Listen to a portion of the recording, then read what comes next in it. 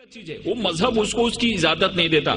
नामो नसब जमीन के नस्लों में बट गए, आदम के बेटे कितने कबीलों में बट गए, आए हैं जब से पेश इमामत के मसल्ले, सिजदे हमारे कितने मरलों में बट गए।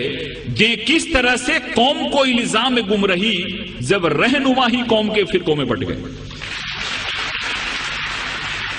अगर रहनुमा ही फिरकों में बट गए और उन्होंने उस चीज को नहीं समझा, उसको मकसद को नहीं समझा, तो हम उस महान और उस ग्रेट रिलीजन को क्यों दोष दें जिन्होंने पूरी दुनिया में अमन को लाया।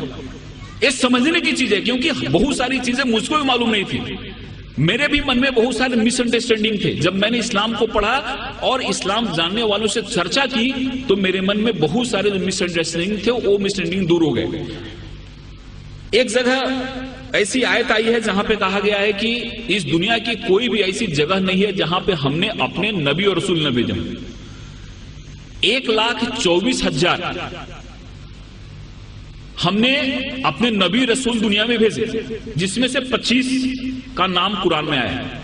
दुनिया की कोई भी ऐसी जगह नहीं है जहां पे हमने नबी रसूल न भेजे हो, और पूरी दुनिया जो है वो खुदा की बनाई हुई है। इसलिए खुदा के लिए एक शब्द यूज किया गया है। गॉड जो है, खुदा जो है वो रबुल अल आलमीन है, और प्रोफेट मोहम्मद जो है वो रहमतुल आलमीन है।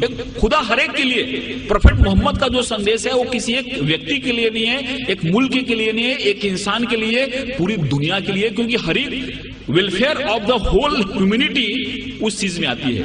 इसलिए इस चीज को जब हम समझते हैं, इस चीज को हम अपने जहन में लाते हैं, तो हमको ऐसा लगता है कि इस्लाम जो है, इस्लाम का जो मेन, जिसको हम गाभा मराठियों बोलें, इसेंस बोलें, हिंदी में सार बोलें, वो है कि इंसान एक कैसे बेहतर जिंदगी जी सकता है और खुदा के कैसे करीब जा सकता है।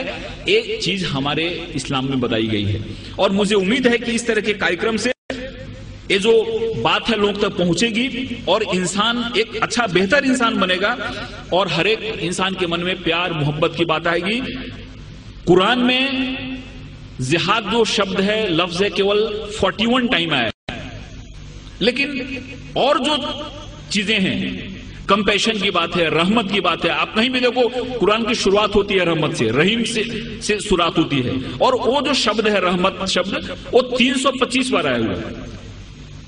रहमत शब्द जो है, कंपैशन शब्द जो है, वो 325 बार आया हुआ है, और जिहाद शब्द जो है वो 41 टाइम आया है, और वो भी जंग के अर्थ में नहीं आया है। जिहाद एक एफर्ट्स के रूप में आया है, एक कोशिश के रूप में आया है, और उसमें भी ऐसा कहा गया है कि जिहादे अकबर और जिहादे असगर। तलवार की लड़ाई बहुत छोटी लड़ाई है, जिसको उन्होंने जिहादे असगर कहा, और खुद से लड़ना जिहादे अकबर है। सबसे बड़ी लड़ाई है खुद से लड़ना। हमारे अंदर जो विकार है, हमारे अंदर जो दोष हैं, हमारे अंदर जो खामियां हैं, इन खामियों से लड़ना सबसे बड़ी लड़ाई, जिसको जिहाद अकबर कहा। और तलवार की लड़ाई छोटी लड़ाई है, उस लड़ाई को बहुत ज्यादा तरजीह नहीं दी, वो जिहाद असगर है।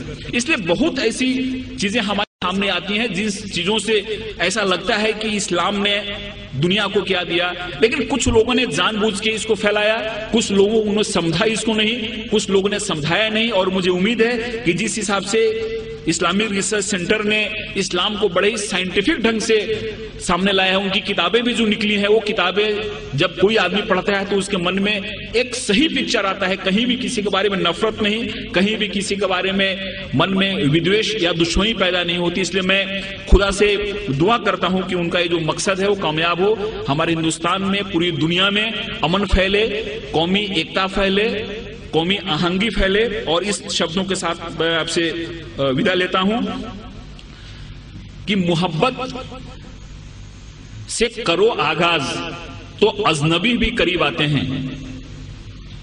मोहब्बत से करो आगाज तो अजनबी भी करीब आते हैं, और मोहब्बत है एक रूहानी मंजिल जहां फरिश्ते भी सर झुकाते हैं। खुदा हाफिज़।